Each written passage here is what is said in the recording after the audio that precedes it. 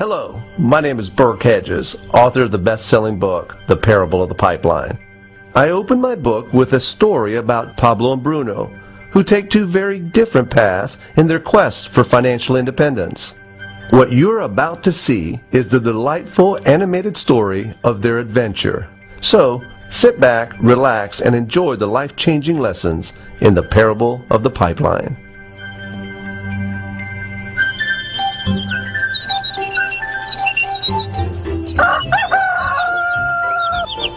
Far away, in a small village, near a beautiful valley, lived two friends, Pablo and Bruno.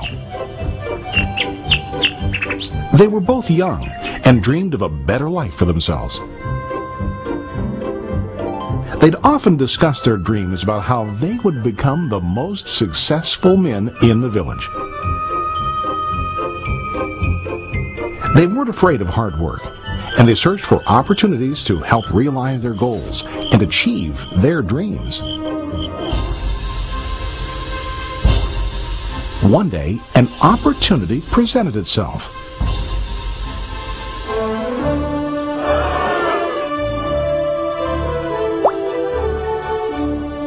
The mayor of the village decided to hire two people to bring water from a spring up on the mountain, across the valley, back down to the village.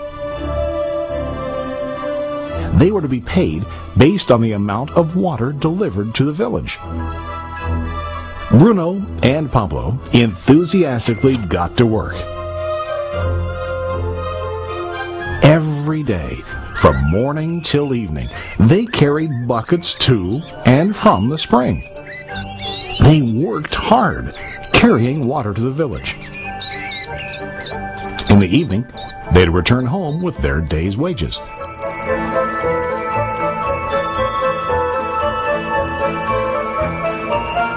Bruno was satisfied with his work and the money he earned.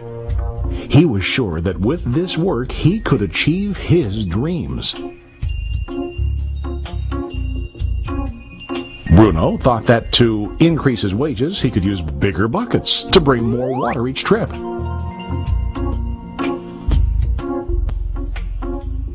He believed with a larger income he would soon be able to buy a cow and the house that he dreamed about.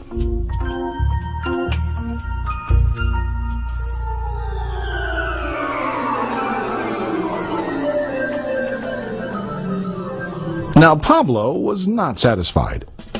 At the end of the day, his back and hands ached, and he was exhausted. He was looking for an easier way to earn more. One day an idea occurred to Pablo. He imagined building a pipeline to deliver the water from the mountain spring to the village.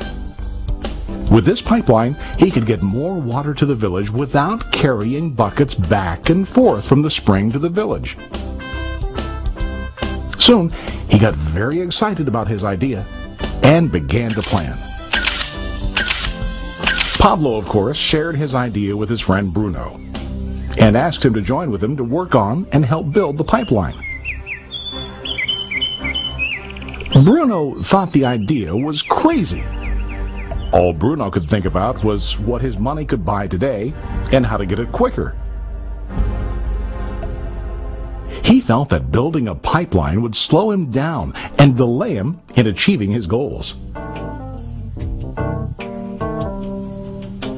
Instead, Bruno got bigger buckets and went more often back and forth, fetching water. He was sure that with this method, he could make more money. Pablo decided to build the pipeline on his own. He understood that it would not be easy to build, and it would take time to complete the pipeline. Pablo knew that it could take several years to finish, but he set his mind on his goal. Every day he worked and carried water like before. But on weekends and during his spare time, he worked hard to dig in the rocky soil and build his pipeline. In the first month, there was little to show for his work.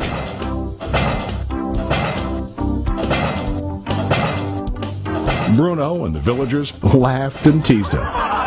They called him Pablo the Pipeline Man. During this time, Bruno's income doubled. He already bought a cow and a bigger house. His lifestyle changed.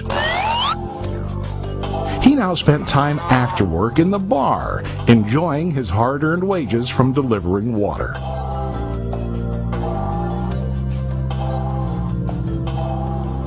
What Bruno didn't realize was that his body was starting to stoop from carrying the heavy buckets every day.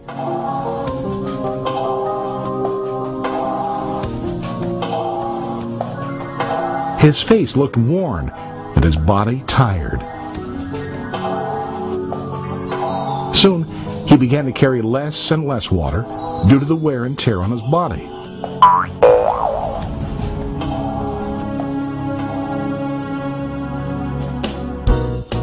Month after month, Pablo worked. Soon a year passed, and then a second year. Finally, Pablo finished his pipeline. He now used his pipeline to deliver water to the village instead of carrying buckets. Pablo was now earning more money than ever before. The water continued flowing to the village, while Pablo wasn't working. While he slept and ate, the water flowed. Pablo was happy and proud of his insight, persistence, and hard work. Now his income flowed as long as the water flowed through his pipeline.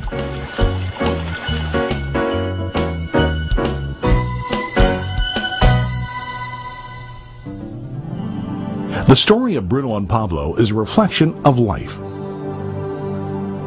Their jobs symbolize what most people do to earn money. Bruno gets his money using buckets. He goes back and forth, carrying his buckets from the spring to the village in exchange for money. To increase his income, he either has to go more frequently to the spring or to use larger buckets. It's common in real life to increase our income by working harder. For example, working overtime or getting a second job. We also increase the size of our buckets by accepting a higher paying position, which often includes spending more time on the job. Most of us exchange time for money like Bruno.